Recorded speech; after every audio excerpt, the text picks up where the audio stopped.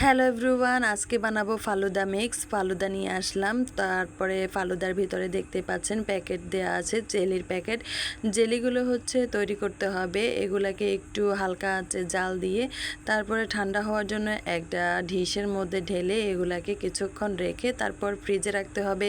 ফ্রিজে রাখার পর যখন শক্ত হয়ে যাবে তখন আপনি কিউব করে কেটে সার্ভ করতে পারবেন। আমি এখানে সবুজটা তারপর হচ্ছে লালটা দোনোটাই করে নিচ্ছি, আপনারাও এভাবে করে নিতে পারেন, একদম সহজ রেসিপি।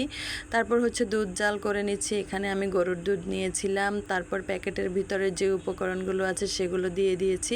উপকরণগুলো দেখিয়ে দেওয়া হচ্ছে এখানে নুডলস মিক্স যেগুলো আছে সেগুলো। এরপর হচ্ছে আমি কিউব করে এগুলো কেটে নিচ্ছি, দেখতে পাচ্ছেন এগুলো জমে গেছে। তারপরও মাঝে মাঝে একটু ভেঙে যায়, আমি হাত দিয়ে একটু নেড়ে চেড়ে তারপর হচ্ছে করে নিচ্ছি।